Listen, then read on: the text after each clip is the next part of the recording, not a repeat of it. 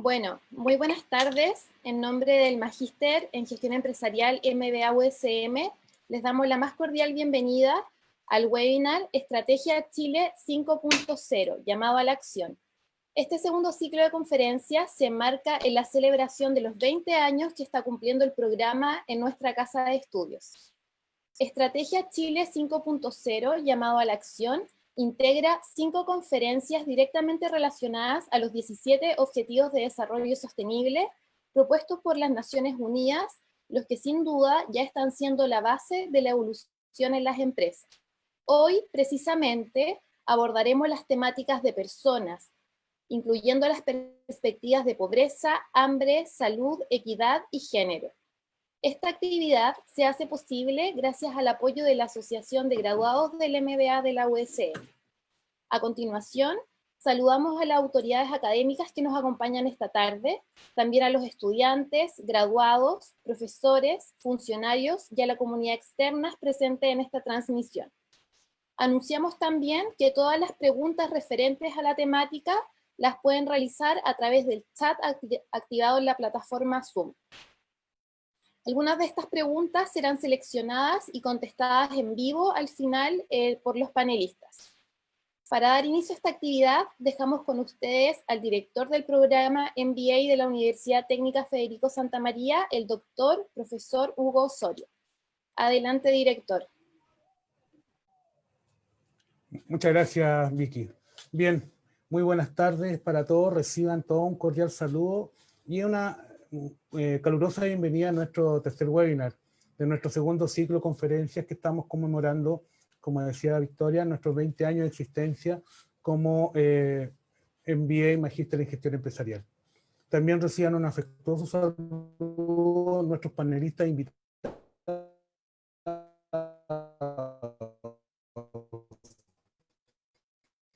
Isabel Amor, el padre Felipe de Ríos y el doctor Camilo Vaz, y a quienes también van a desarrollar y Ana María Pérez.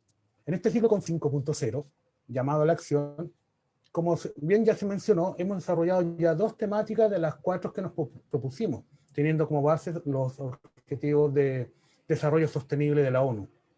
Primero fue desarrollo y medio ambiente. Hoy escucharemos a nuestros destacados panelistas y destacada panelista sobre personas, con temas como pobreza, hambre, salud y equidad de género.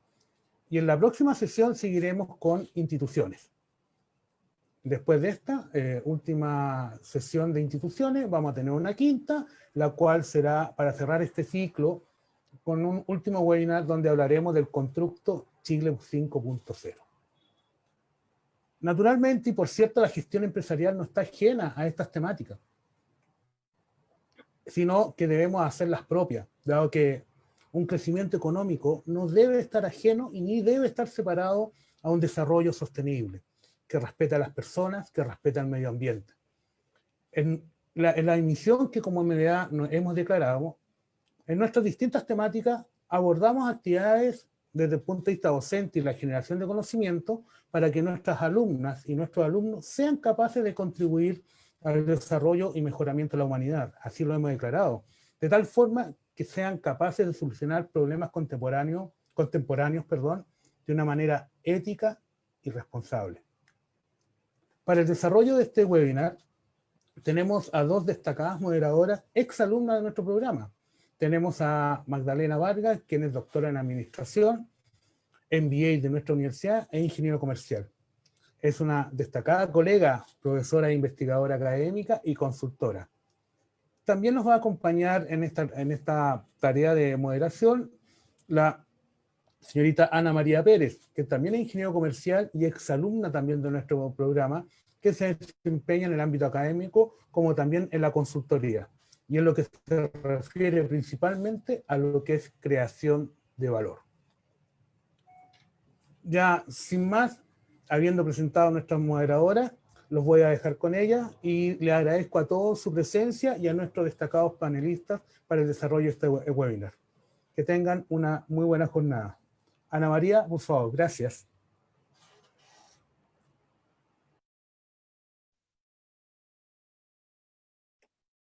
Hola, buenas tardes. Tal como ha mencionado Hugo, entonces también soy una ex Sansana del MBA. Y en esta oportunidad me toca darle el pase en este caso a Isabel Amor.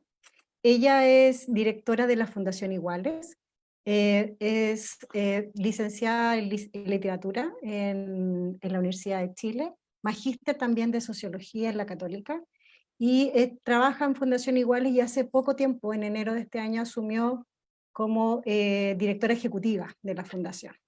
Así que le vamos a dar el pase a Isabel para que nos cuente hoy día, hola Isabel, sobre el tema de igualdad de género, ¿cierto? Uno de los desafíos que tenemos dentro de los desafíos de la ONU. Perfecto, feliz. Muchísimas gracias por esta invitación, muchísimas gracias por darme este espacio para poder hablar de este tema que resulta un tema fundamental para los objetivos que tenemos como país, los objetivos que tenemos entre distintos países para salir adelante con agendas de desarrollo.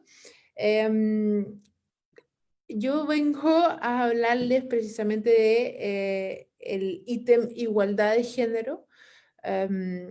Hay algunas cuestiones que me gustaría decir que tienen que ver con la política pública y hay otras que tienen que ver con cómo pensamos este concepto, ¿no?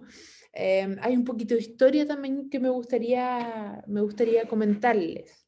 El trabajo a nivel internacional respecto a la inclusión de las mujeres dentro del contexto de la política pública internacional se origina antes de los años 70 y da como primer gran resultado en 1975 un impulso político, una estrategia internacional que se llamó Women in Development, que buscaba efectivamente apoyar la inserción de las mujeres en el mercado laboral.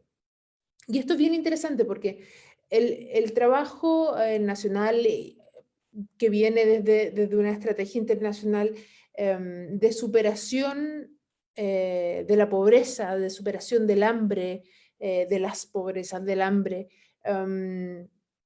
tiene que ver en relación a las mujeres con que en un estudio de índole económico se dan cuenta que las mujeres están en el mercado laboral, que no son pocas quienes son parte de ese mercado laboral y que resulta que no es menor el impacto que tienen en dicho mercado y por tanto hay que avanzar hacia un apoyo, ¿no?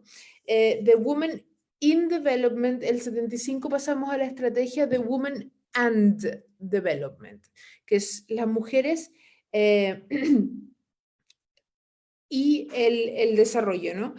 Lo que tiene de interesante esta estrategia es que ya no se piensa que es importante solamente incluir a las mujeres en el desarrollo, en este desarrollo que es hasta el momento solamente económico, sino que se piensa en que por algún motivo las mujeres ocupan ciertos espacios específicos dentro de la cadena de producción, por decirlo de alguna manera, ¿no? Y son espacios que uno puede determinar como fruto de una estructura social. Entonces, la estrategia de Women and Development, una de las cosas que hace es buscar la participación de las mujeres en todas las instituciones sociales, ¿no? Y reconoce esta cuestión que es bien importante, que es que las mujeres están donde están y ocupan los espacios que ocupan, tienen las posibilidades que tienen en base a que vivimos en una estructura social muy marcada por el género, ¿no? En el hecho de ser mujer u hombre. En este momento, Victoria, quisiera pedir que lanzáramos la primera pregunta respecto a la primera pregunta a la gente que está viendo. La pregunta es la siguiente. ¿Cuál es tu género? Es una cosa muy simple, femenino, masculino u otro. Les pido que por favor la respondan. Yo no voy a responder. Espero que todas las personas que estén conectadas puedan responderla porque esto va a ser bien, bien indicativo. La dejamos un minuto o algo así, luego la sacamos. Ustedes me cuentan cuando tengan las respuestas. la estrategia o el objetivo de igualdad de género es un objetivo que tenemos que pensar por qué se pone primero en esta línea, ¿no?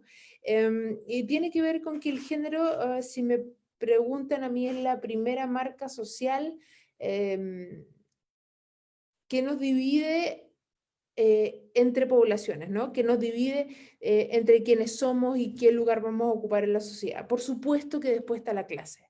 Pero antes de ella, efectivamente, está el género. Ser mujer es una cuestión que determina muchísimas cosas en la vida.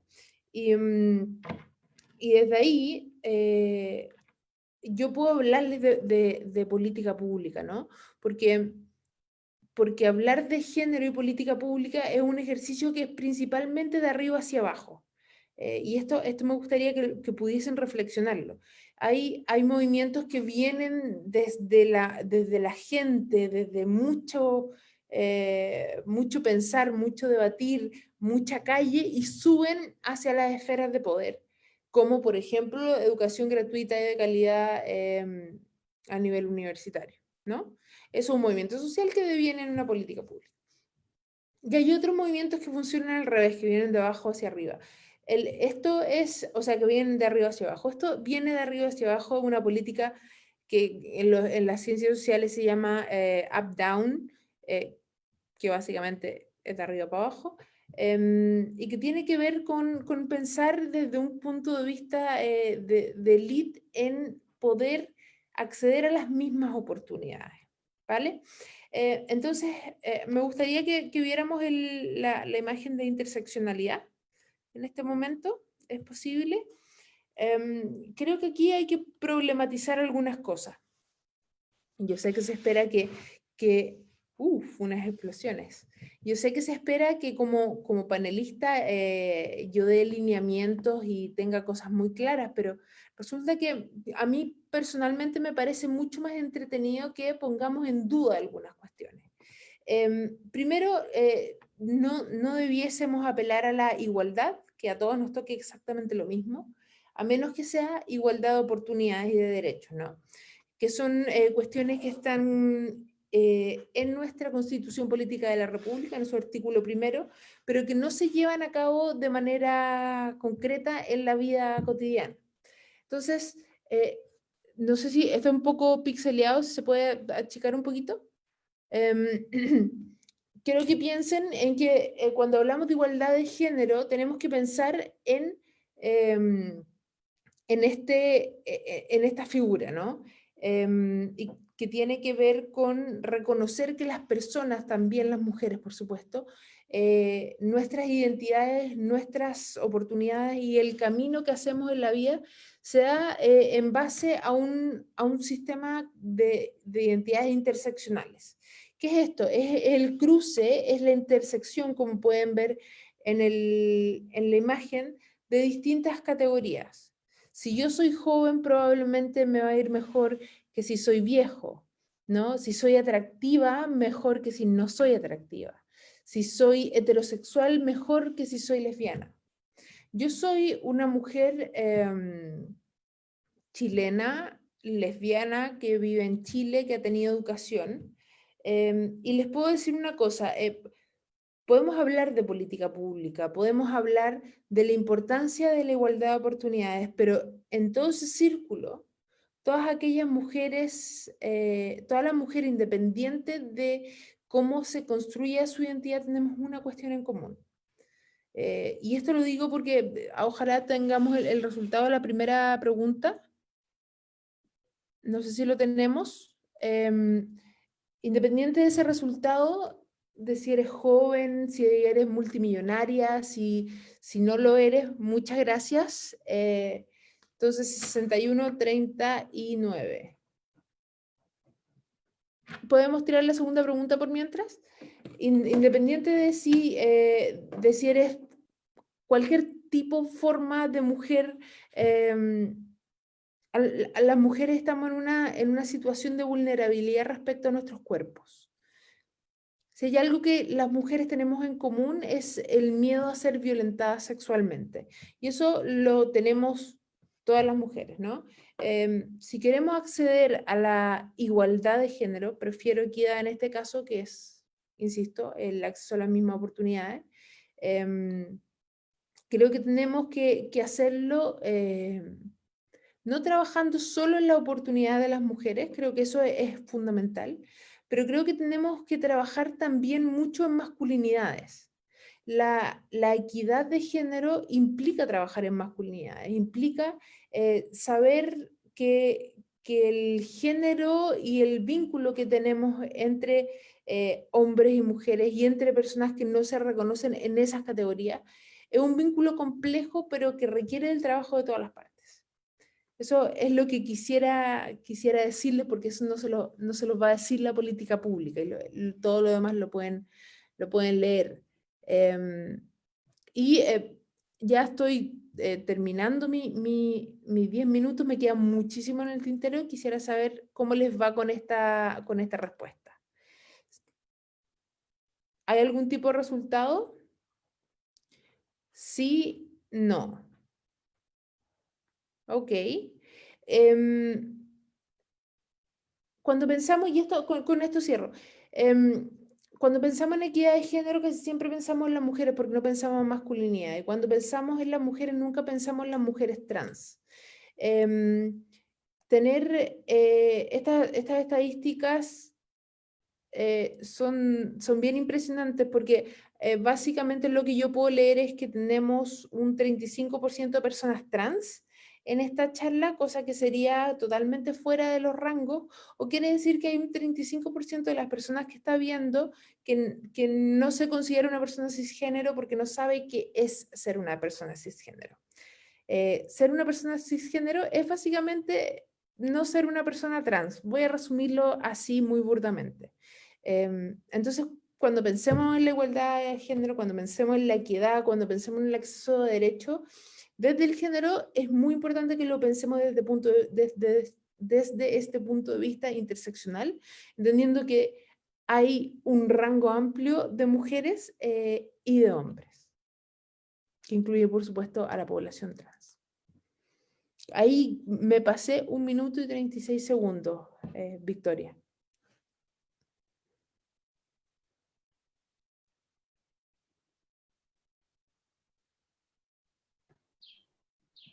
Sí, le damos el pase a una de las moderadoras.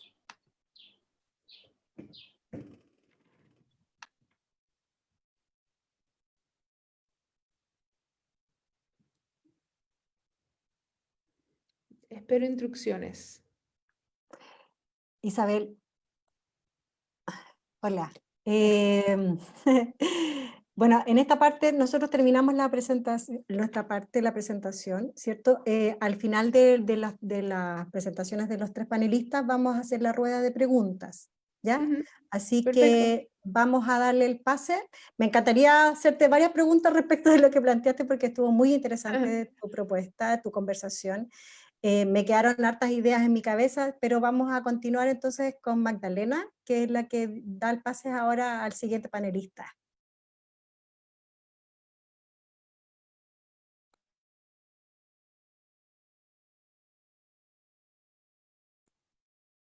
Estás muteada, Magdalena. Ahora sí. Ya, bien. Bueno, felizmente me toca dar la presentación al padre Felipe Berríos, quien es director de la Fundación Recrea, es columnista, activista y escritor. Adicionalmente, es fundador de Techo y ha sido una persona muy importante hoy día, a lo mejor en varios centros y en nuestras comunidades, no solamente por los libros que ha escrito, sino por sus acciones. Así que le doy el pase a Felipe Berríos, al padre Felipe Berríos, para que nos hable de su presentación. Gracias, Magdalena. Dime Felipe nomás, porque eso que nos traten de padre, nos creemos superiores y después dejamos las cosas. Yo te digo la presentación de Isabel, que fue tan exacta con la hora para no meter la para. A ver, yo diría que el desafío que tenemos en Chile 0.5, 5.0, yo creo que hay tres grandes desafíos que mostró el estallido social. diferentes. El primero fue un malestar, que la sociedad pide un trato distinto. No solo duele la desigualdad material, la desigualdad, como dice Isabel, en oportunidades y en derechos, sino que la desigualdad de trato, país clasista, y queremos un trato diferente. Y eso se traduce en la educación, la salud, las pensiones, la indiferencia hacia las regiones, etcétera, etcétera. Ese es el primer desafío. En orden de importancia, el segundo desafío es la incorporación de la mujer, pero no es solo esto una cuestión así numérica, sino que un cambio de ideología. Nosotros necesitamos una sociedad más matriarcal, más respetuosa de la identidad de género, donde no sea sometida la mujer y todo lo que implica eso, no solo la mujer. Eso fue parte del estallido social. Y no va a haber desarrollo sustentable ni verdadero si la mujer no tiene voz y derechos en la sociedad. Y hasta el momento no ha sido así. La tercera aspecto que tuvo el estallido social fue los jóvenes, la generación de los jóvenes actual, por decirlo de una manera fuerte, no le interesa el modelo de vida que nosotros le ofrecemos. Quieren algo distinto. Cuando le preguntamos qué cosa es, no lo saben todavía, pero quieren una sociedad distinta. Aspiran a otras cosas. No les satisface lo que nosotros le ofrecemos como modelo, los adultos. Ellos quieren algo distinto, o los adultos, los viejos. Ellos quieren algo diferente. Creo que esos son los tres grandes desafíos que tiene que Chile ahora sentarse a conversar y a llegar a un pacto, a un acuerdo en que incluya estos tres grandes desafíos para un desarrollo. Ahora, más que yo agregaría por mi cuenta, incluir los otros, pero yo creo que son importantes tenerlos presentes. Yo creo que nosotros nos pasamos de una hiper ideologización, los que somos más viejos, los que vivimos los 70, una super ideologización política. No hemos pasado al otro extremo, la cero ideologización política, que es súper peligrosa, como no tener piel, que es expuesto a la droga, al consumismo, al individualismo. Es muy difícil cualquier política de desarrollo cuando tú tienes una sociedad desideologizada políticamente, y han entrado otra ideología. La ideología del individualismo, la ideología de que el pobre es consecuencia de que no se ha esmerado, el que tiene bienes o es exitoso es porque se lo merece, porque se esforzó. Hay distintas cosas que se han ido metiendo como verdades así intocables y que no obstaculizan un desarrollo verdadero. Segunda cosa que yo percibo es un Estado ausente, sobre todo en los sectores más populares. Mientras más periférico, no solo físicamente, sino más periférico también culturalmente, educacionalmente, en todas las áreas, menos llega el Estado.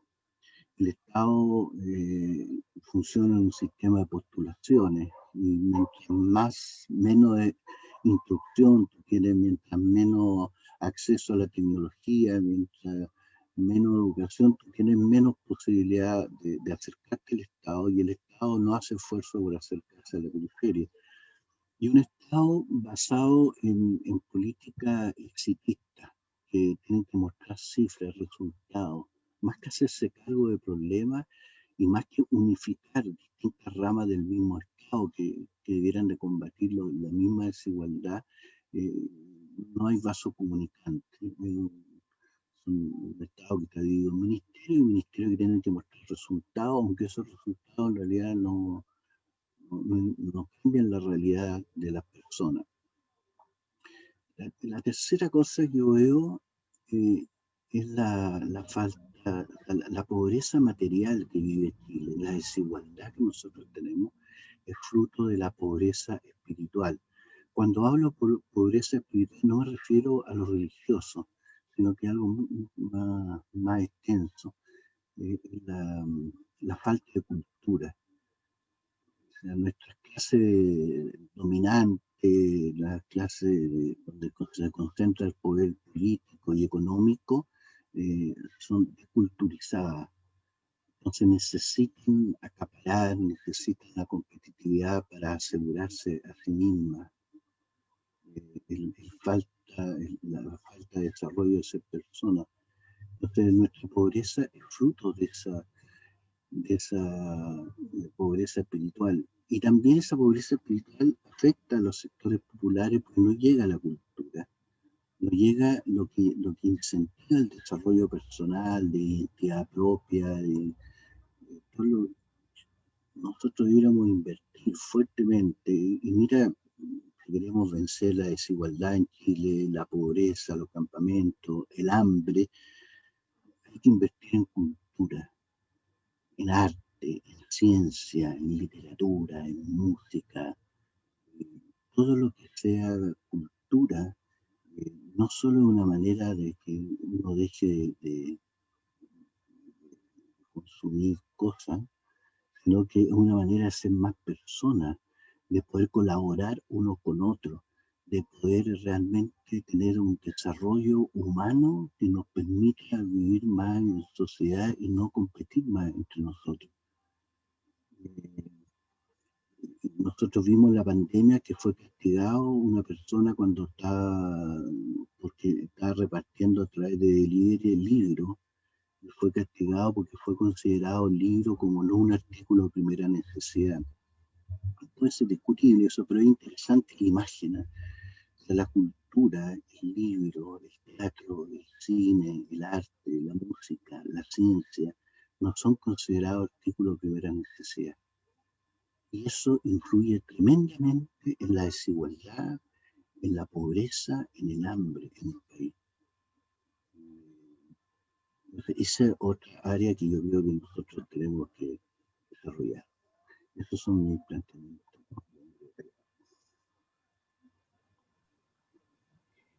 Gracias, Felipe Berríos. Me pareció muy interesante la mirada. Y bueno, ahora le doy el pase a Ana María Pérez para que continúe con nuestro siguiente invitado y después, al final, un minuto para todos. Gracias, Magda. Vamos entonces ahora con nuestro tercer panelista. Tenemos un invitado que ya está ahí presente, se llama Camilo. Camilo Base es médico, estudiaste en la Universidad de Concepción. Él es médico de la Universidad de Concepción, tiene un magíster en salud pública, profesor hoy día de la Escuela de Salud Pública de la Universidad de Chile.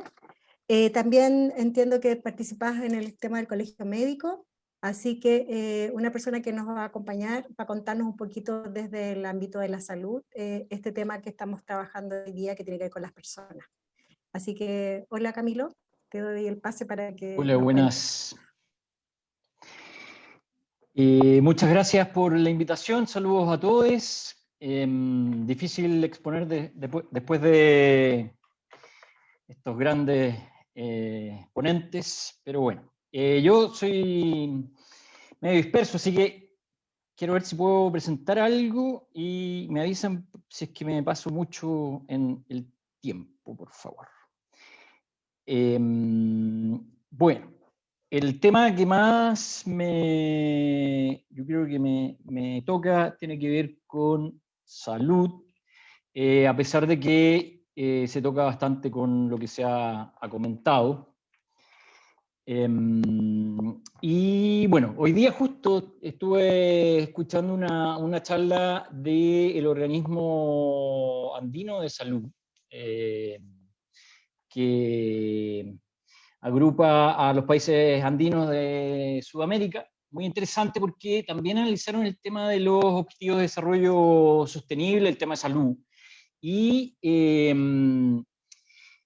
si bien en términos generales, a mí me parece que como en general están bien planteados el hecho de ponerse metas y de que los países hagan consensos y aprueben indicadores y metas, una crítica que yo también comparto a propósito es que los promedios pueden mejorar, pero las inequidades pueden persistir. Y eso, lamentablemente, eso es lo que más se observa. Entonces, la propuesta es efectivamente cómo al momento de avanzar con estos objetivos, indicadores, también se hace mayor énfasis a avanzar en disminuir las grandes brechas de inequidad, sabiendo que estamos en el continente más inequitativo del mundo. Y por lo tanto también no solamente nos ha azotado la pandemia fuertemente, sino que además en general la vida es muy dura, la desigualdad es muy fuerte en Sudamérica. Yo podría terminar aquí entonces la charla, pero voy a aportar algunos antecedentes muy rápidamente. Como por ejemplo, ver la salud claramente no como solo atención de salud, sino que determinada por las condiciones sociales, políticas, económicas, y que en Chile 1/3 de la riqueza se lo lleva el 1% más rico, y por otro lado el 75% de los ingresos de los hogares es destinado a pagar créditos y deudas. O sea, estamos en una situación muy compleja, esto genera estrés, genera ansiedad, genera insomnio, genera problemas de salud mental y genera problemas de relación, genera problemas en las casas, etc. Entonces tenemos un modelo de desarrollo que es bien cuestionable y muchas veces estos objetivos no apuntan necesariamente al origen del origen del origen de los problemas. Creo que es un poco el poder, cómo se distribuye el poder y por lo tanto también la riqueza.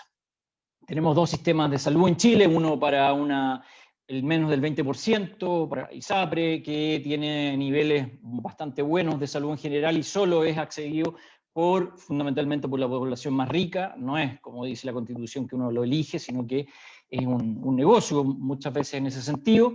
Y la gran porcentaje de la población, alrededor del 80% en FONASA, que para mi gusto, yo trabajo ahí y es un buen sistema, es muy eficiente, pero con un déficit crónico de recursos.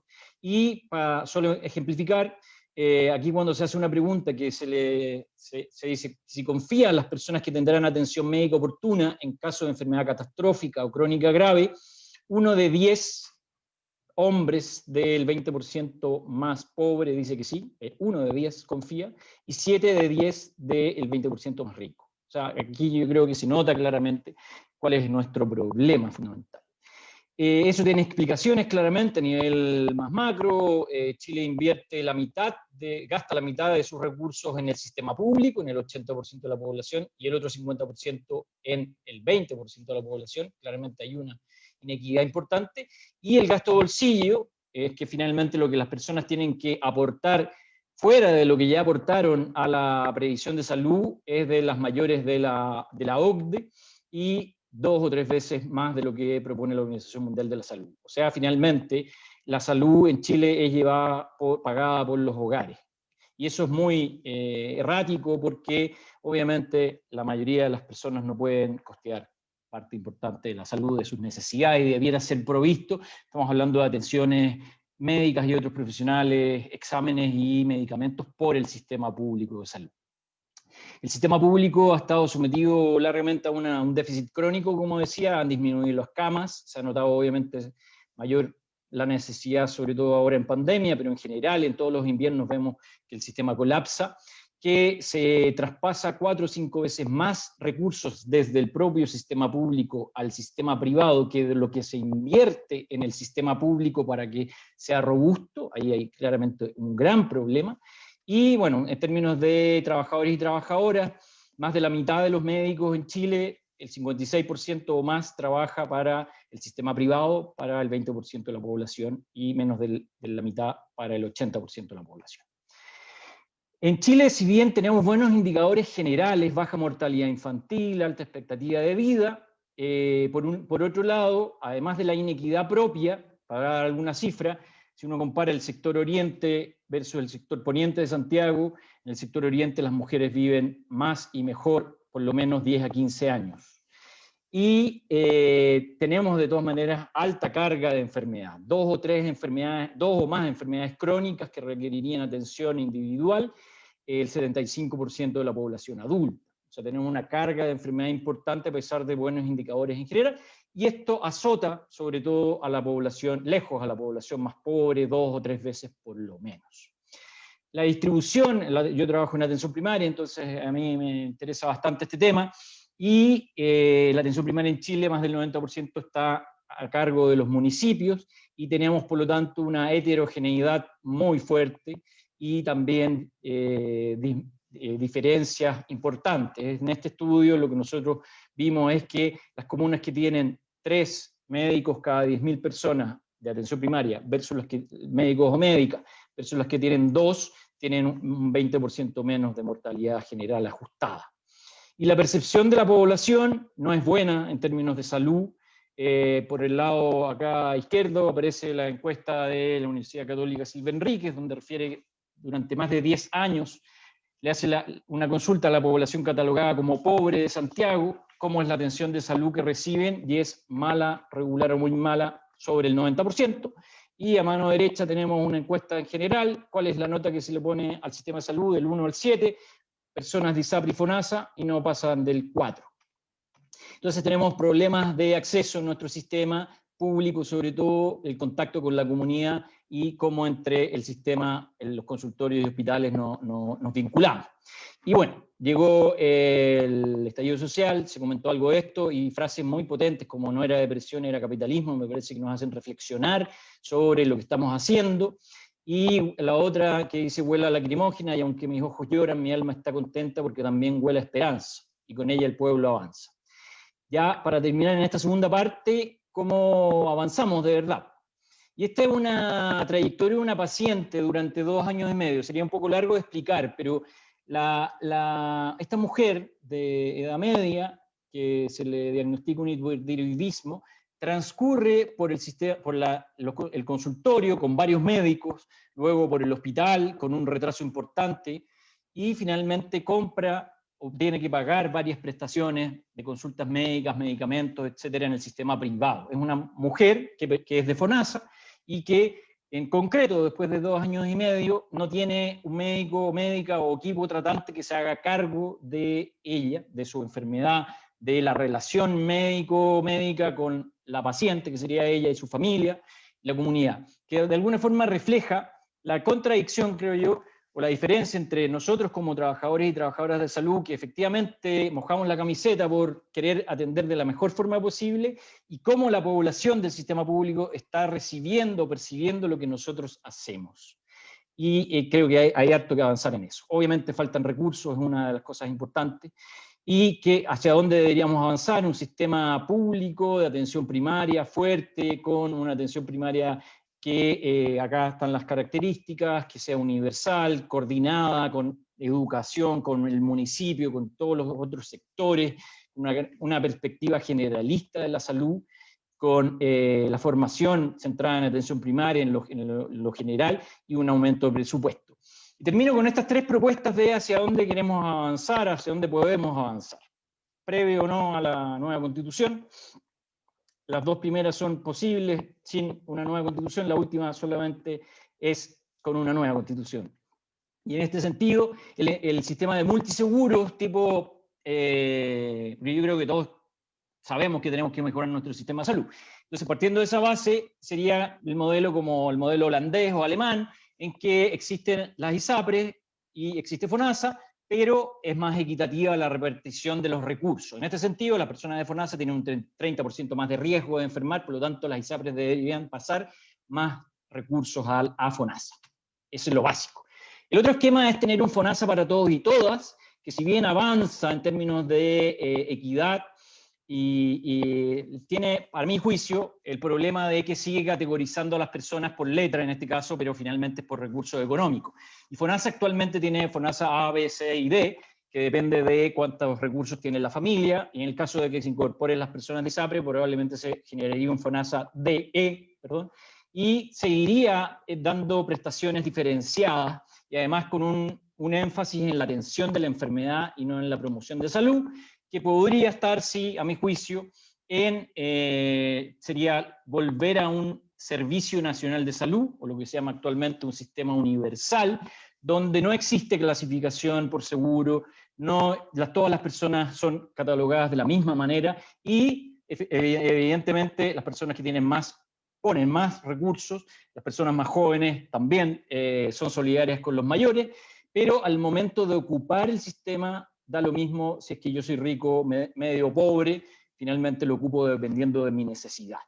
Creo que tenemos, por lo tanto, que cambiar un poco la lógica de no solamente fijarnos en los indicadores y cómo vamos avanzando, sino que cómo hacemos un país más solidario, más justo, más integrado, y que finalmente logre un mejor nivel de salud para toda la población.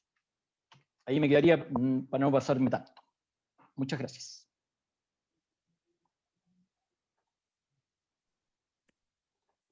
Bueno, muchas gracias, Camilo, por tu intervención.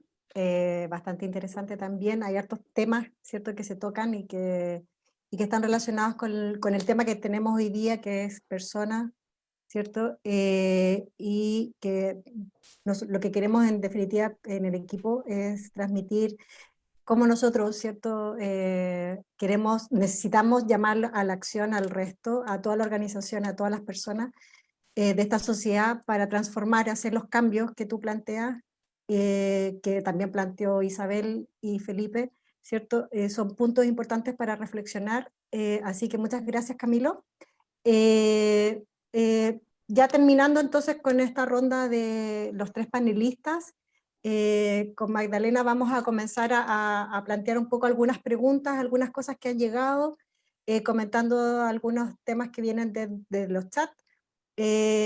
A mí me gustaría hablar y partir con la Isabel, que me quedé con las ganas de preguntarle. Isabel, ¿estás por ahí? Hola. Isabel, pensando en este tema de la nueva constitución que ya comentaba Camilo, ¿qué cosas crees tú? ¿Qué estándares, por ejemplo, no podemos dejar pasar en términos de igualdad de género para que entren en este nuevo proceso constituyente? Yo creo que los estándares en igualdad de género están más o menos consensuados, ¿no? Tiene que haber una visión general de no discriminación ni igualdad de oportunidades. Lo que a mí me parecería muy interesante es entender cómo la nueva constitución podría tener mecanismos para que eso efectivamente sea verdad, ¿no? Porque hoy por hoy ya tenemos una constitución que somos quienes nacemos en igualdad de derechos y oportunidades, ¿no? Eso lo tenemos.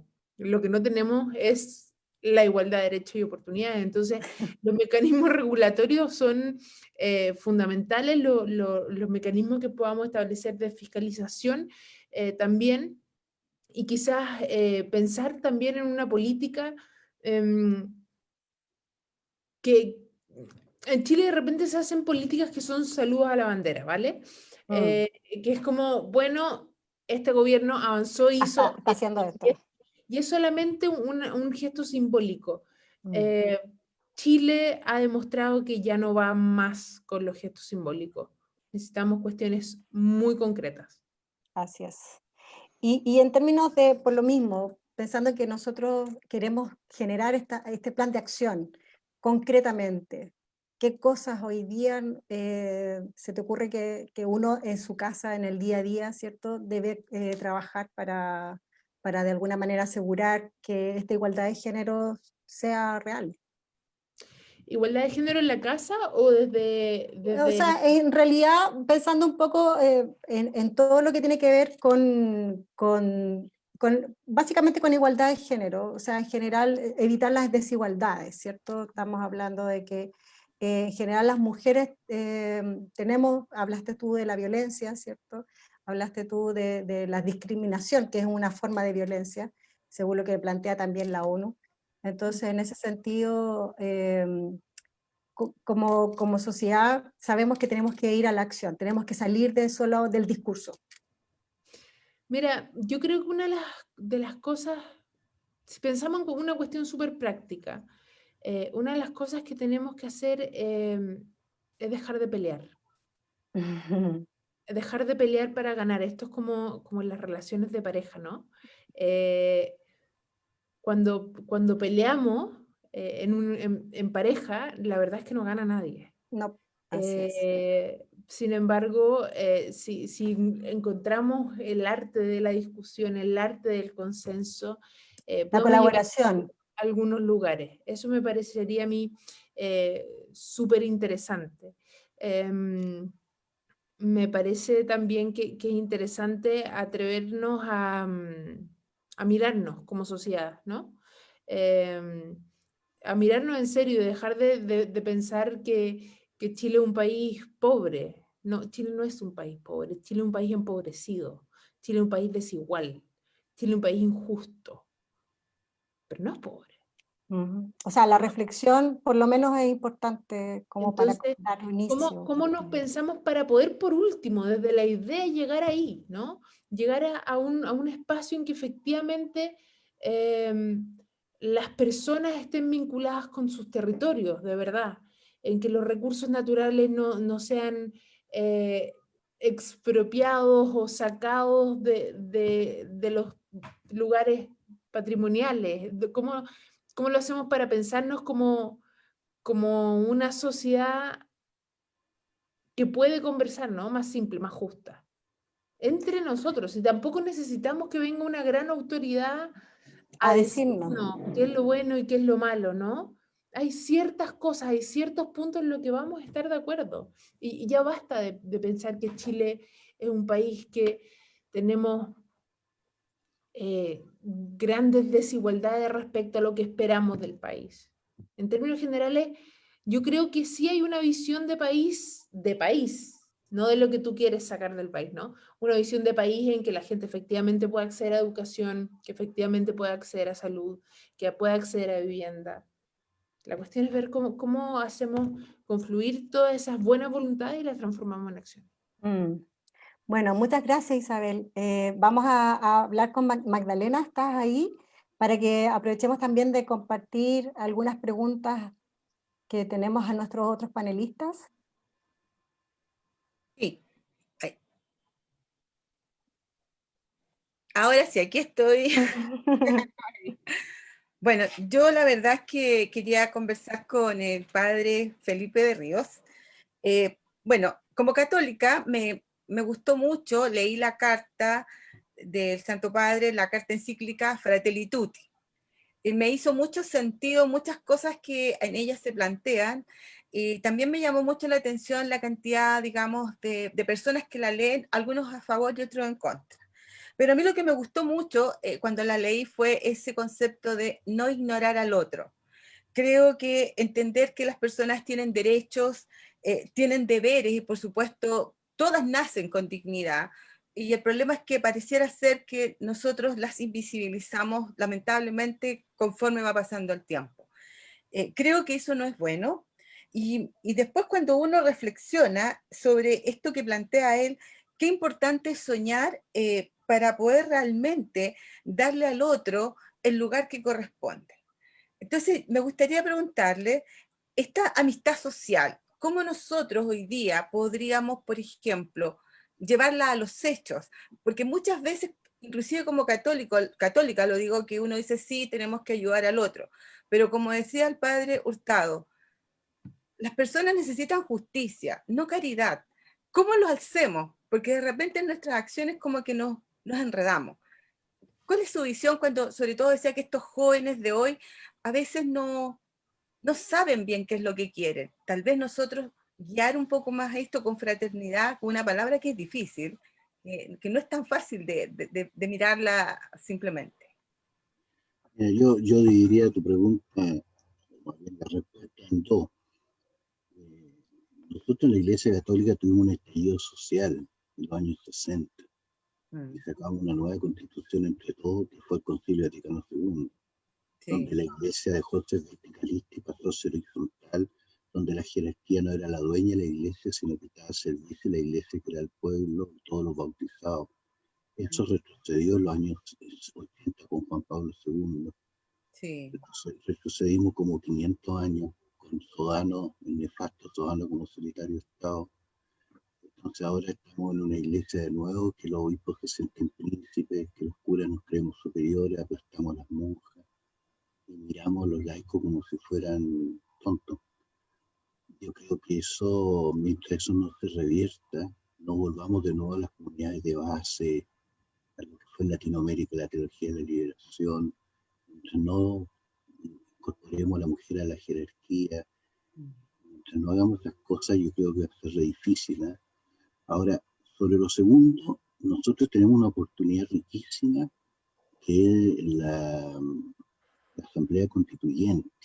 Primero la mitad van a ser mujeres, lo cual va a implicar más diálogo, no competencia, y nos vamos, lo que aprendimos nosotros durante la dictadura con mucho dolor fue que ningún chileno sobra. Entonces yo creo que la Constitución, más que lo que se escribe, lo más importante es el diálogo que se va a producir. Van a ser 8 meses en que van a tener que conocerse, verse, entenderse, gente diversa. Y vamos a aprender a dialogar los chilenos. Y eso no solo se hace en la Asamblea Constituyente, yo espero que se extienda a todo el país. Que es un día a día. Un día a día. Entonces yo creo que esa es la cuestión, no tratar de ganarte con el argumento, dejarte callar con el argumento, no tratar de imponer mi idea, sino que entender que tú tienes parte de la verdad y yo tengo otra parte, y en el diálogo se va formando una verdad que nos necesitamos uno a otro. Padre, mire, y nos acaba de llegar una pregunta, perdón que lo interrumpa, de Aníbal. Aníbal nos dice, Aníbal Pacheco. Él dice, Chile tiene más cultura, menos pobreza, menos hambre de si se compara con los años 70. El chileno promedio es más culto que el chileno de la dictadura. Lo que pasa en Chile es que la juventud no sabe qué hacer con tanta abundancia. Es una paradoja, cuya salida no es simple. Lo único que quizás concuerdo con Felipe es que la respuesta está en desarrollar lo que nos falta y no quemar las naves que nos han permitido salir, en promedio, del llenado de las necesidades. ¿Qué opina usted de ese comentario? O sea, yo creo que nunca en la historia de Chile habíamos tenido una juventud tan privilegiada en el sentido de la alimentación que ha tenido, el acceso a la tecnología y a los estudios. Pero no hay que confundir estudio con cultura. Yo creo que son dos cosas distintas. Yo creo que en Chile necesitamos cultura. No puede ser que nuestro país sea el país donde más se venden Lamborghini y Ferrari. No puede ser que, o sea, eso te indica una falta de cultura tremenda. Y que el 1% acapare toda la riqueza, falta de cultura. No preocuparse del otro, falta de cultura. Entonces hay que tener cuidado con asimilar los estudios, los posgrados o la plata con cultura. No. Porque es cierto que tenemos más posgrados, es cierto que los jóvenes tienen más acceso a los estudios, es cierto que tenemos más plata, pero no tenemos más cultura. Es cierto. Yo creo que había más cultura en los años 60 y 70, comparativamente. Sí. O sea, nos hemos deteriorado. O sea, viene un partido de fútbol y empieza toda la propaganda a comprar asado y carne y todo, y hacemos el asado, pero tenemos que conversar. Sabemos dialogar, eso falta cultura. Eso. Bueno, tal vez en el hacer, más allá de católicos o no católicos, ¿cómo podríamos realmente nosotros hoy día acoger a ese hermano que realmente sufre? Que tal vez nosotros lo invisibilizamos porque a lo mejor tenemos un techo, un plato de comida, pero ¿qué debiéramos hacer? Por ejemplo, hasta respetar, como decía el Papa cuando escribe, él ama el aire, ama el mar, ama a todos los abandonados. ¿Nosotros qué deberíamos hacer? Ya te voy a dar vuelta un poco la pregunta, pero porque yo creo que estamos en un problema que tenemos dos Chiles. No solo estoy hablando, insisto, en la diferencia económica, que es grande, sino que también la diferencia Alma. cultural. Mira, yo estoy en el Congo y la gente ahí se levanta para buscar leña, agua y comida. No hay oportunidad de cuestionarse otras cosas sobre la diversidad o sobre... No hay oportunidad, o sea, en la sobrevivencia. Nosotros en ese sentido, hay una parte del país que tiene la protección que puede tener Europa. Entonces pueden hacer el lujo de pensar otras cosas. Pero hay otra parte del país donde yo vivo, donde la gente, en vez de levantarse para buscar leña, se levantan para ir a trabajar, para pagar las deudas y llevar a los niños al colegio. No tienen tiempo de poder pensar en otras cosas. Entonces, se produce también una división cultural. Hay problemas o hay desafíos como la libertad de género o no, cada vez nos desarrollamos más una élite, pero la gente no está sobreviviendo, está preocupada de qué va a comer. No tenemos agua, estamos preocupados de cómo conseguir agua. Entonces, la diferencia no es solo económica, sino que la diferencia también es cultural, que es mucho más complicado. Es más complicado, sí. Sí. Bueno, hay hartas cosas que tenemos que aprender a hacer. Probablemente hay que partir por ser austero. A lo mejor lo tenemos todo y hay cosas que uno tiene que valorar. La familia, por ejemplo. En mi opinión, creo yo. Bueno, en esta pandemia nos dimos cuenta que éramos millonarios sin saberlo cuando dábamos la mano, besábamos o abrazábamos. Sí. Bueno, le doy el pase ahora a Ana María para las preguntas para Camilo. Gracias. Gracias, Magda. Sí, nos llegó una pregunta para Camilo. Dice así: ¿por qué piensas qué piensas de los médicos que prefieren la salud privada? ¿Crees que influye la forma elitista de los médicos, de la formación elitista? A ver, a mí me parece que echarle la culpa a los demás es como la respuesta fácil de entender los problemas. Y como que habitualmente tenemos ese tipo de argumentaciones que son un poco lineales. Yo creo que es como el sentido común, pero al final hay harto detrás. Cuando me hacen esta pregunta, yo recuerdo dos cosas fundamentalmente. Cuando antes yo estudié en una universidad, bueno, yo pensé que era pública, la Universidad de Concepción no es pública, pero es tradicional y al servicio de la comunidad. Pero lo que me cobraron a mí, que es harto menos de lo que cobran ahora, no es poco. Entonces, no es solamente la salud, sino que la educación y los derechos sociales universales, finalmente, los derechos humanos, los que se han mercantilizado en Chile, y eso produce una serie de distorsiones. Yo lo digo porque tuve varios profesores, varios y varias, que decían que cuando ellos estudiaron no tuvieron que pagar o pagaron muy poco, y de alguna forma eso hacía que se sintieran con responsabilidad de devolverle al país la mano a la sociedad. A la sociedad, exactamente, el haber podido estudiar. Eso se perdió claramente con la dictadura. Entonces, el pacto social y de alguna forma cómo entendemos las cosas se tergiversaron. Y ahora entendemos lo público como algo malo. Y por eso yo rescato lo del Servicio Nacional de Salud, porque Chile tuvo el segundo Servicio Nacional de Salud del mundo y parte de los buenos indicadores que tenemos tiene que ver con eso. Y lo otro tiene que ver con la última reforma de salud, que el expresidente Lagos está en el extranjero, y bueno, el Colegio Médico, yo actualmente soy presidente del Regional Santiago, del Colegio Médico, y me acuerdo cuando Lagos va y dice, los médicos chilenos son socialistas en la mañana porque van al hospital y son capitalistas en la tarde porque van a sus consultas privadas.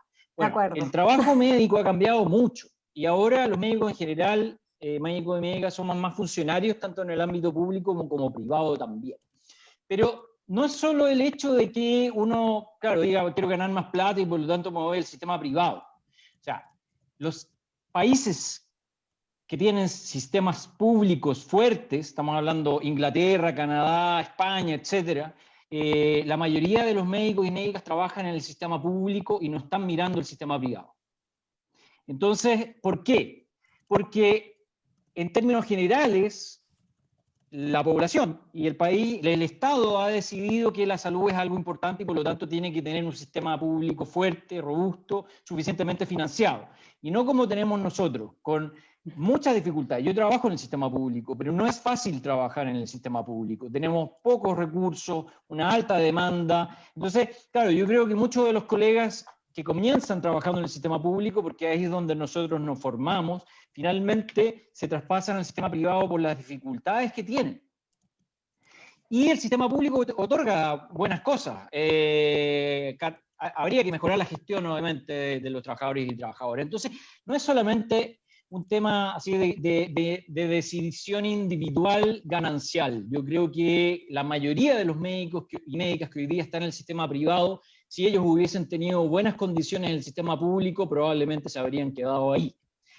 Otra cosa puede ser cómo de alguna forma está la relación médico-paciente y cómo se ha comercializado todo en nuestro país. Y creo que eso, la tergiversación de los derechos humanos, finalmente, claro, nosotros también, de alguna forma, yo creo que somos más víctimas, a pesar de ser un grupo claramente privilegiado en nuestro país, eso en términos económicos, eso no se puede desconocer, y creo que tenemos que ayudar a zanjar estas grandes diferencias y eso significa para mí empezar a nivelar para arriba. Pero no creo que sea tan fácil definir que es por una decisión individual solamente, sino que el tema es mucho más complejo.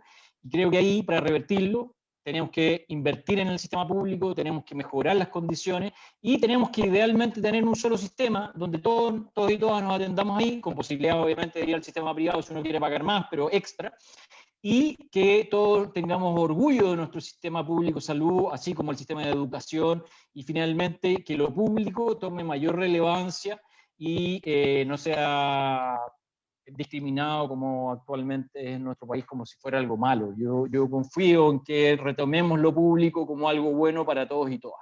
Y bueno, ahí termino nomás de que en lo que se dice, pues en el sistema público en Chile, la atención primaria es para las personas del sistema público, y cuando hay una diferencia en todos los países que tienen una atención primaria para todos y todas, un sistema público de salud para todos y todas, son mejores sistemas, porque cuando los legisladores tienen que decidir cuántos recursos le dan para la ley del presupuesto el próximo año a propósito, ven que también es un beneficio personal. Ahora nosotros tenemos que, cuando se tiene que aumentar los recursos para salud en el sistema público, como los legisladores no están en el sistema público, en realidad no ven que se necesita urgentemente una mayor inyección de recursos. Entonces, un sistema público para pobres y otro para ricos es un sistema público que es pobre finalmente. Eso. Sí. Bien, sí, efectivamente concuerdo contigo respecto al tema de que las decisiones, en este caso de que los médicos prefieran la salud privada, tiene una serie de variables, no es una sola, ¿cierto? Y ahí lo que hablaste respecto de los recursos, yo creo que este año con el tema de la pandemia se quedó como en evidencia de que no podemos seguir, por ejemplo, todo lo que tiene que ver con los insumos químicos, médicos, no podemos seguir tomando decisiones solo con criterios de eficiencia, porque en definitiva tenemos que incorporar otras variables que juegan acá, que en este caso tiene que ver con la cobertura, con la posibilidad de tener acceso, ¿cierto? En este caso a toda la red pública para poder entregar este acceso a la salud de manera igualitaria, con acceso a todos, ¿cierto? Pensamos en que nuestra charla está enfocada en el tema personas, de poder combatir, ¿cierto?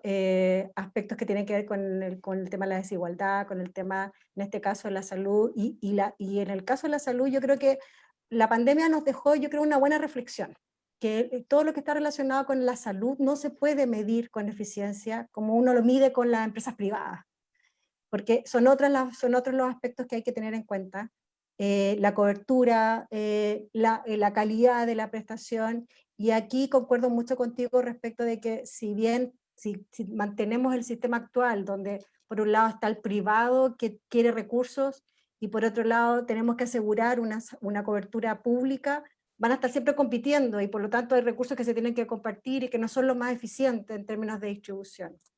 Así que, bien, muchas gracias, Camilo, por tu pregunta. Vamos a seguir viendo en el chat qué más podríamos mencionar.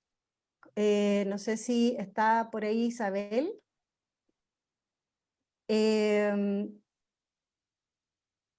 Hola, hola de nuevo.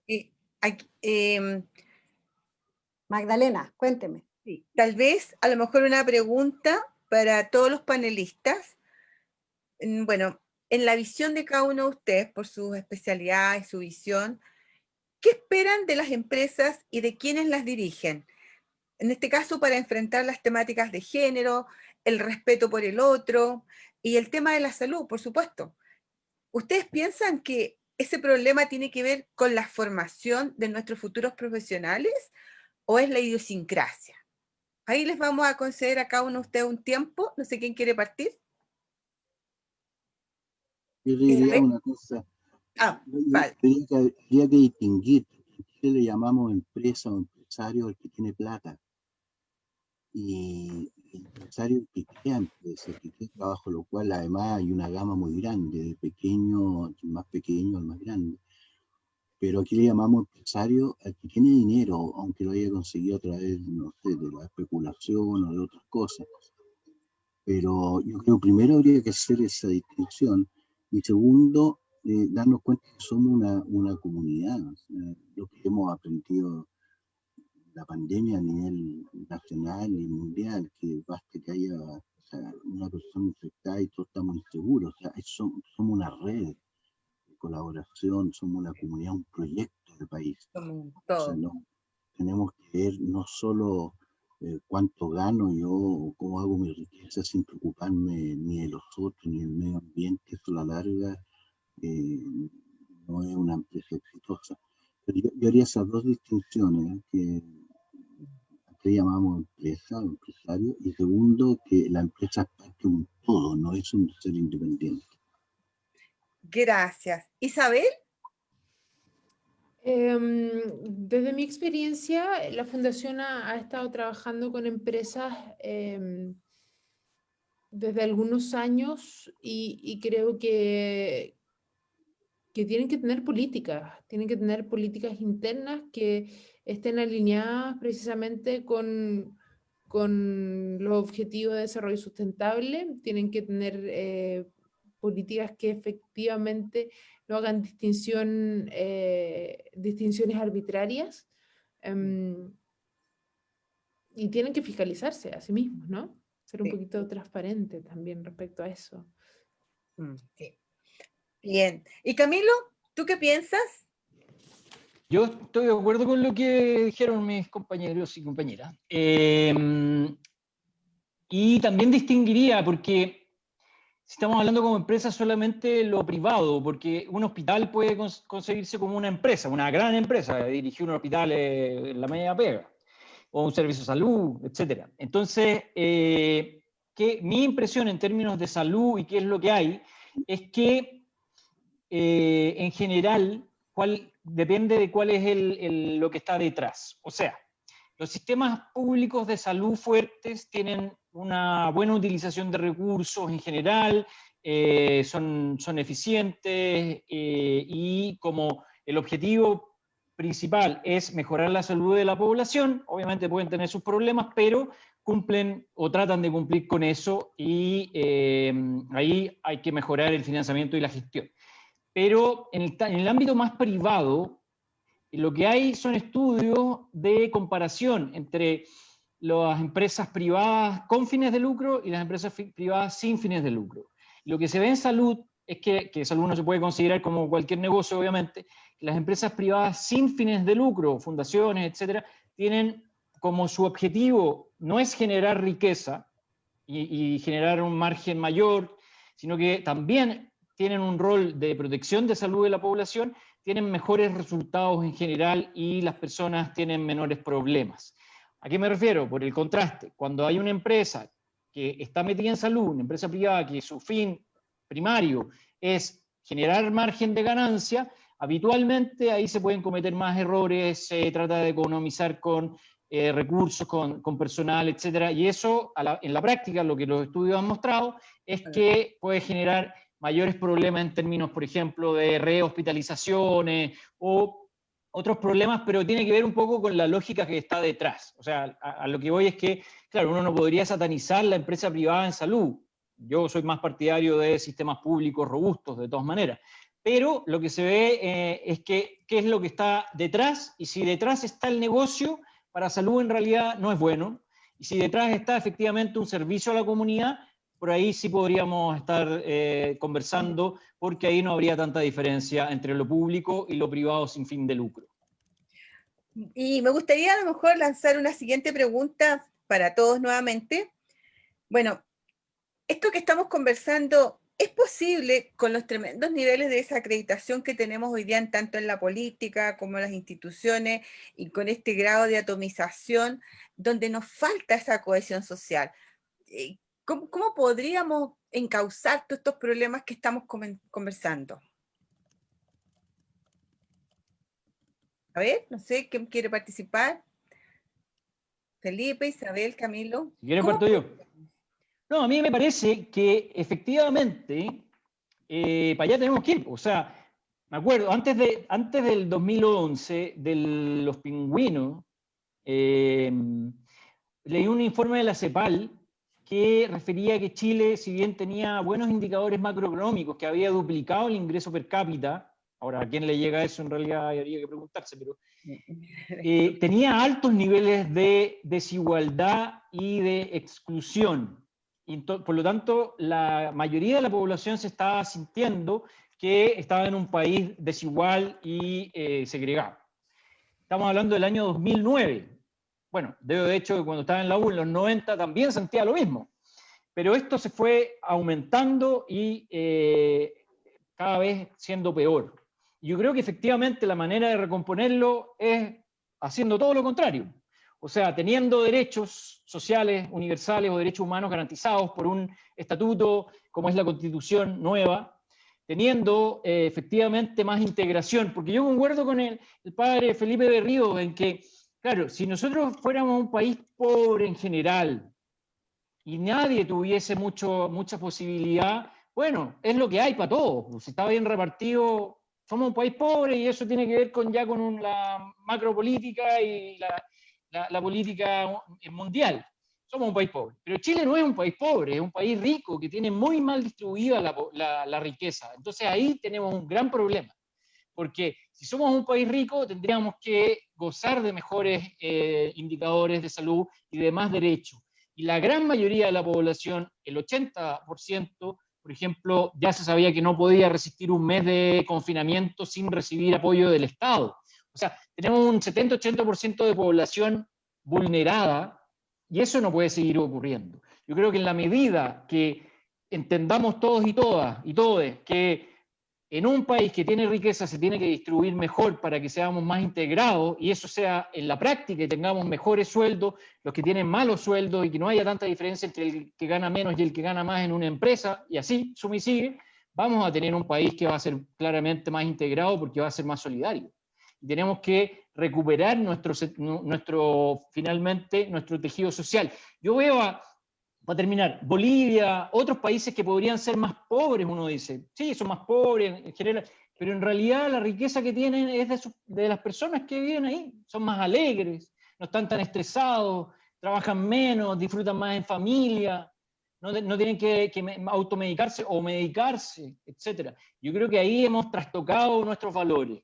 Creo que, yo lo comentaba a propósito de alguien que decía, que el 75% de lo que las familias ganen es para pagar crédito o deuda, habla de que estamos muy, muy mal. Claro, tenemos mejores celulares, pero ¿de qué sirve un celular si trabajo 12 horas diarias?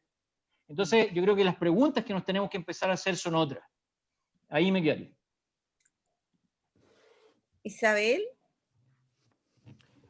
yo creo mucho en la capacidad de conversar, de acordar, de las acciones simples, corrientes. Quizás yo soy muy criada en el campo, puede ser.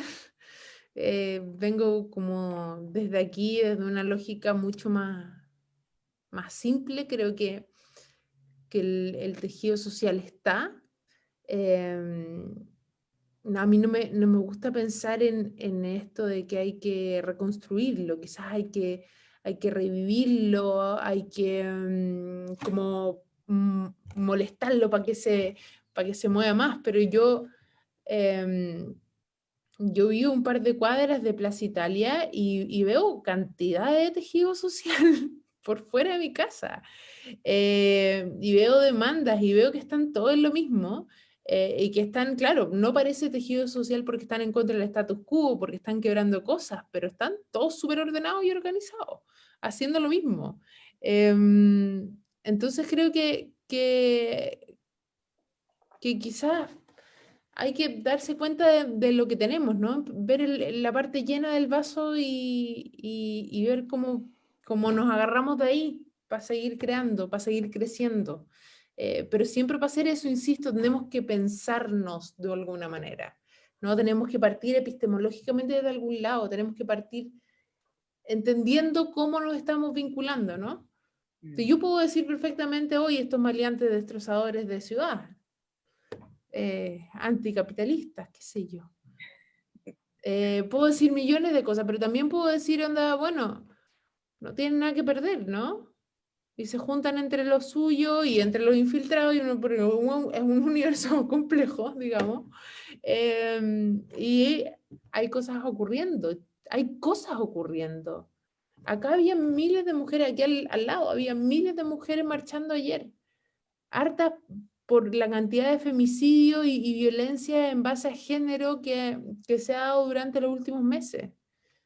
Chile está súper despierto, está moviéndose, está movilizando, está votando. Entonces yo no creo que vayamos en un mal camino, yo creo que estábamos en un mal camino.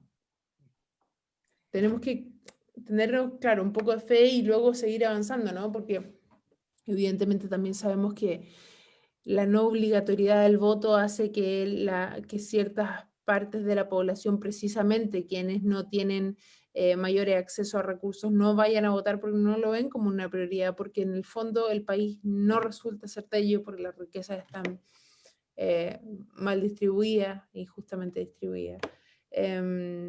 Pero creo que tenemos que seguir en este camino y apuntarle al diálogo, y apuntarle a un centro que nos permita crecer. Aquí voy a pecar de amarilla, y pecar lo uso como para hacer buena onda, porque me siento súper orgullosa de mi amarillez. Creo que vamos bien.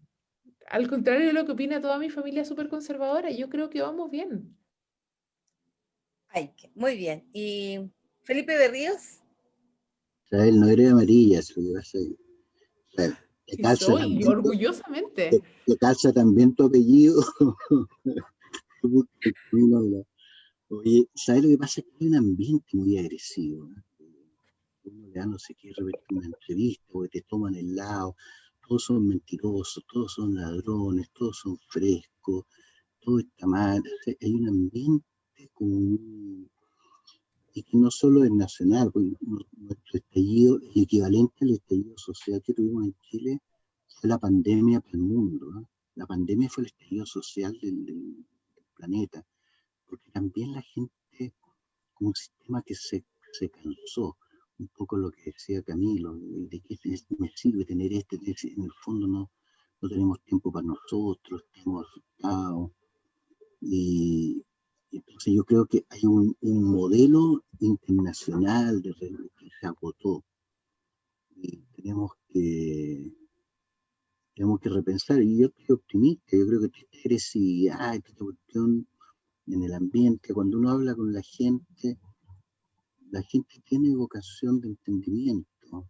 y es mucho más, por eso yo confío tanto en estos periodos que vamos a tener, como fueron los cabildos fue una experiencia súper enriquecedora, muy Precioso. interesante, fueron preciosos. Y yo creo que esta Asamblea Constituyente va a provocar cabildos, donde vamos a dialogar a hacer un país distinto. Entonces yo en eso tengo esperanza, claro, hay el ambiente, está súper denso, cortarlo con un cuchillo, pero yo creo que son dolores de texto, se están haciendo algo nuevo. Bien, ahora, bueno, Ana María, vamos ahí, la invito, ¿dónde está Ana María? Ahí está Ana María. Te dejo con Hola. Gracias, Magda. Bueno, se nos va acabando el tiempo, así que en realidad solo decirles que nos gustaría que nos pudieran compartir un mensaje clave pensando en este panel, en esta charla que hemos nombrado Estrategia 5.0, Estrategia Chile 5.0 y llamados a la acción. Así que me gustaría que cada uno de ustedes, Camilo, Isabel y Felipe, nos puedan dar un mensaje antes del cierre de esta actividad. ¿Empiezo?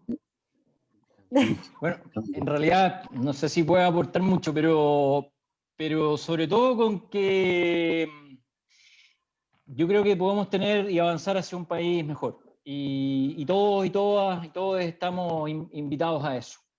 Y en ese sentido, el aporte de la academia, en este caso del magíster, creo que tiene que ir también para cambiar y cuestionar lo que hemos estado construyendo, en términos de que no todo está mal, sino que tenemos que empezar a mirar las cosas diferentes. Tenemos que ponernos también en lo otros, en las mayorías, en que no todo es eficiencia, y desde ese punto de vista, nuevamente, lo del objetivo de desarrollo sustentable, claro, pueden ser un avance y todos estamos como bien, porque además Chile está súper bien en el tema de salud, está súper bien, tiene mucho resuelto, pero los promedios esconden grandes iniquidades y yo creo que ese es uno de los mayores problemas que tenemos. Entonces empecemos también a mirar eso otro, que no seamos tan autocomplacientes en términos de que pasa esto, de que en Chile generalmente cuando uno ve los informes del gobierno son súper poco autocríticos, como que sesgan hacia lo positivo. Yo creo que eso está bien, tampoco hay que ser kamikaze, pero también, ¿por qué no somos más auténticos? ¿Y por qué no conseguimos de que mi lado no es el único que tiene la razón o mi forma de mirar el mundo es la única positiva o la única que vale? Entonces, tenemos que acercarnos. Yo creo que nos falta mucho eso. Tenemos que saber y creer que esto lo resolvemos entre todos y todas y todos, o si no, en realidad vamos a seguir con una conflictividad importante. Gracias. Yo asumo lo de Camilo y yo agregaría nomás que estamos en un dilema aquí, yo no sé cómo lo vamos a resolver. Es un bonito desafío. El dilema, ponte tú, que la gente dice no más FP, pero al mismo tiempo no al pilar solidario. Estamos con una contradicción vital. Y yo lo reflejo en Burundi, había una tribu que cazaba monos. Y la manera que lo cazaba tenía un coco que le hacía un orificio que tenía la mano así extendida y adentro ponía una fruta y este coco lo amarraban con una soga. Entonces los monos iban, metían la mano extendida entre el coco, agarraban la fruta y ahí tenía que decidir los monos: suelto la fruta y me libero o sigo con la fruta agarrada y me pillan. Casi el 60% de los monos los pillaban, ¿eh? No soltaban la fruta. Y yo creo que los chilenos estamos en esa cuestión, ¿eh? Entonces, vamos a ser capaces de soltar la fruta, de compartir privilegio. Queremos un cambio, pero estamos dispuestos al sacrificio de que hacer ese cambio. Estamos dispuestos a más comunidad, a dialogar, a ver que la diversidad es una riqueza. Yo creo que ese es como el desafío que tengo yo, que la sociedad está tensionada y tenemos que agarrar la fruta y queremos asustarnos. Estamos en ese dilema, que yo creo que lo vamos a resolver para bien. No nos van a agarrar como al mono. Muchas gracias. Isabel. Yo pondría una alerta. porque creo que estamos en la verdadera era de las comunicaciones. Creo que el anuncio de la era de las comunicaciones no veía venir lo que son las comunicaciones hoy en día. Y creo que se saca mucho provecho de ponernos en contra, de pelearnos, ¿no? Y esto es simple, es como funciona el algoritmo. El algoritmo tú lo vas alimentando en la medida en que pones un mensaje más fuerte, más mala onda. Entonces, mi alerta es a sospechar de todo aquel persona o sistema que nos ponga en contra. Chile es un país bastante pacífico. En general nos gusta súper harto estar de acuerdo. Pero tenemos una historia de desacuerdo fuerte de la que nos tenemos que hacer cargo también. Entonces, mi invitación también es abrazar el exabrupto. Entendamos que se da. Se genere. Hay discusiones, hay maneras de tenerle. Tenemos que volvernos unos súper profesionales MBA de la Santa María que sepan tener discusiones dificilísimas, ¿no? Sí, perfecto.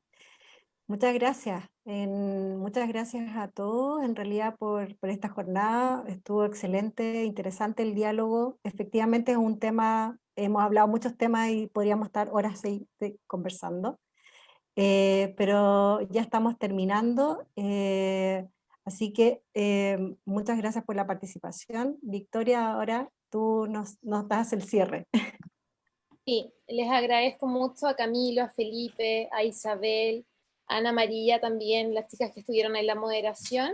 Y les vamos a recordar a la audiencia que este ciclo de Estrategia Chile 5.0 llamado a la acción continúa el jueves 10 de diciembre, donde se hablará de las instituciones, organismos sólidos, transparencia, educación y justicia.